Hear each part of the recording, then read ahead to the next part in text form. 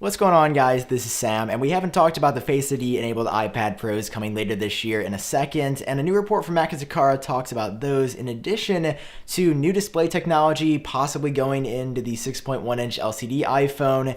Kind of a weird report overall, definitely warrants breaking it down, so let's go ahead and jump in. When I first envisioned the iPad Pro, I envisioned something like this, but there's some changes that are happening with the new model that I think are going to shift it to more of a notch design. I don't know where I stand entirely yet. Will it have a notch? Will it not? Well, Apple has made some changes inside of iOS 12 that lead me to believe that there's going to be a notch. Just look at how the status bar looks now. No longer is the time in the middle. It's been relocated to the left and the right side of the display. You can see this on pretty much any iPad on iOS 12. Also, Control Center, you no longer activate by swiping up from the bottom of the screen. You activate Control Center by swiping right in the top right-hand corner of the screen, just like you do on the iPhone 10. I don't know if this is all coincidence.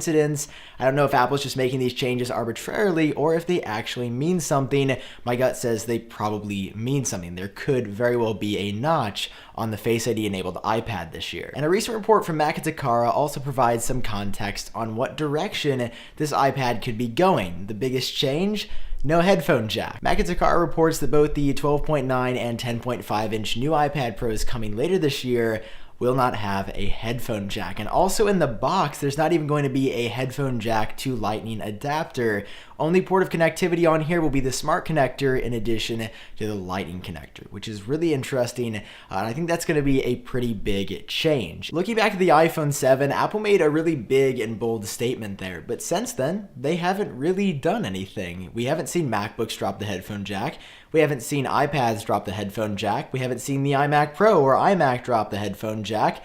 The Apple TV doesn't really need or have one, but most of Apple's products, besides the iPhone 7 and above, still have a headphone jack. And it's taken Apple a couple of years to transition all of the line away from a headphone jack. Although still today, the newest MacBook Pro that came out like 2 weeks ago still has a headphone jack on it. But we're still sort of in this awkward middle ground right now where Apple says removing the headphone jack is a good idea, but half of their product lineup still has the headphone jack. Another really big change with the 2018 iPad Pros is going to be the addition of Face ID. Just like the iPhone 10 started with Face ID, I have complete confidence that Apple plans to transition their entire product lineup to Face ID within the next couple of years. It started with Touch ID on the iPhone, I guess 5S a few years ago, then Touch ID made it to the iPad, now it's on the Mac as well.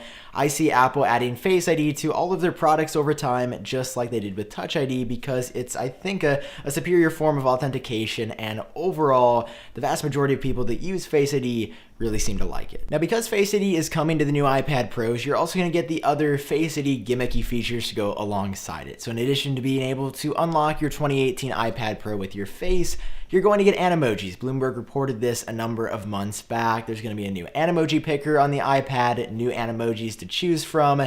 It's going to be pretty exciting. At the same time, I've sort of heavily I've seriously and heavily fizzled out on Animoji. It was a really fun feature to show off Face ID at the beginning, but overall, I think that Animojis in general have pretty much fizzled out. I don't see anyone sending or receiving them like they did in the first week or two after the iPhone 10 launched back in November of 2017. Unfortunately, in Face ID's current state, one of the biggest drawbacks is that it doesn't have any orientation for unlock. So the only way I can unlock my phone is if I stare at it just like this while it is held like upright vertically. I cannot do it horizontally. I can't hold my phone like this.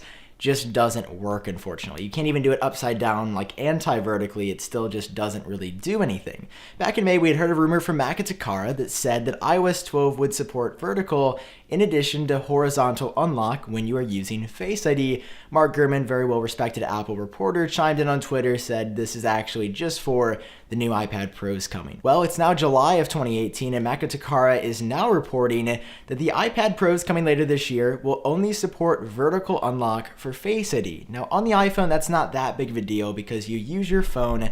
The home screen only works in one orientation, just like this. But with the iPad, you don't only use your iPad like this. You use your iPad like this, and it rotates. You use your iPad like this, and it rotates all the way around. You can use your iPad, and with Touch ID right now, you can put your thumb or registered finger any way you want, and it will unlock just like that, no matter what. No matter if it's upside down, left, right, up, down, backwards, forwards, it's always going to work. Makazakara says that the iPad Pros in 2018 won't work like that. You will have to, no matter how you want to use your iPad, not unlock it like this, but unlock it like this every single time. Now, Makazakara, in recent history, hasn't had the greatest track record. Like, they've been reporting on a lot that just hasn't been coming true. They're probably just reporting everything that they're hearing, everything that their sources are giving them. So I don't know if that's going to be the case. I think that'd be a really bad design. Imagine, like, the iPad is a device that is arguably optimized for landscape. Like, it works really well this way. If Apple was to remove the ability to unlock it in landscape, it'd be really annoying for muscle memory to use your iPad like this, realize you have to flip it to unlock it, and then you have to flip back after you unlocked it. I don't think that'd be a good decision. I think that would make a lot of people just be annoyed. It's not like a huge deal. It wouldn't break the device or make it not worth the price or anything like that, but it would definitely be annoying.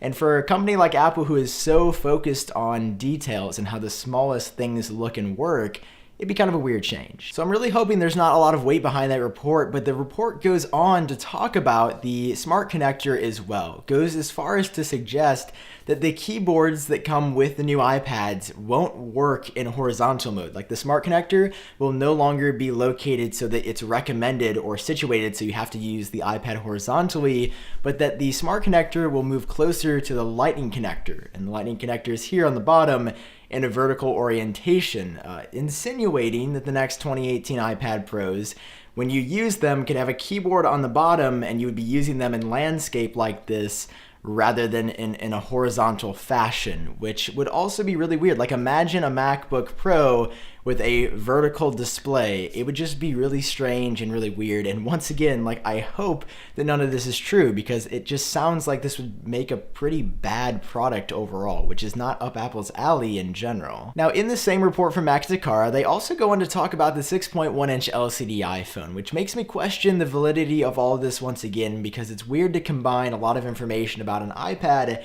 and a lot of information about the iPhone at the same time. Like, we don't normally see that, but there's also some really interesting tidbits here that warrant discussion. One being that the LCD iPhone is going to use some new display technology that allows for thinner bezels than what we currently see on the iPhone 10. I believe the bezels on the iPhone 10 are at 1mm.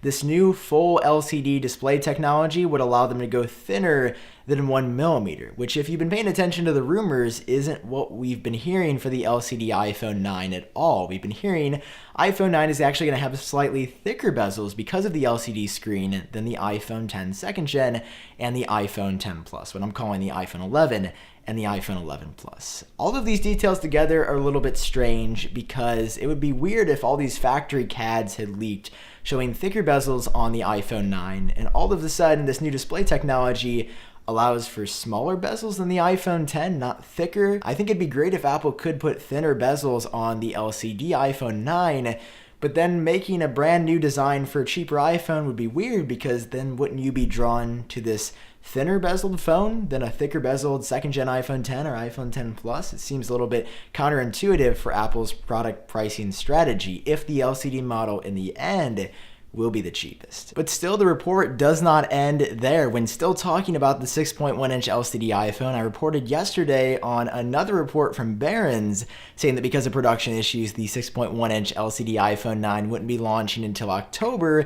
This new report from Makazakara and another one, I think sourcing out of Korea earlier this week, say that the LCD iPhone 9 is going to pull an iPhone 10 again. They're facing production issues with mass production now. I think in the Makazakara article it said less than 1% of like the units they want to create have actually been created or molded together. And these sources are now saying that the LCD iPhone 9 is not launching until November. So we went from all three iPhones launching in September real quick to October, and then like seconds later, now they're saying at the earliest, that's a quote, at the earliest November 2018. I do want to make it clear though, the iPhone 11 and the iPhone 11 Plus, aka second generation iPhone 10 and iPhone 10 Plus, are once again said to be launching in September. So if you want one of those phones, they are coming in September. If you want the LCD sort of new iPhone 9, that will be coming in October or maybe even November now. That's the report from Makazakara. That is the latest Apple news that you should be caught up on. If you enjoyed watching, drop a like down below, and of course, subscribe for more like this in the future. Shirts available at updatebrand.com. But for now, I've been Sam. I hope all of you are doing great, and I will talk to you in my next video.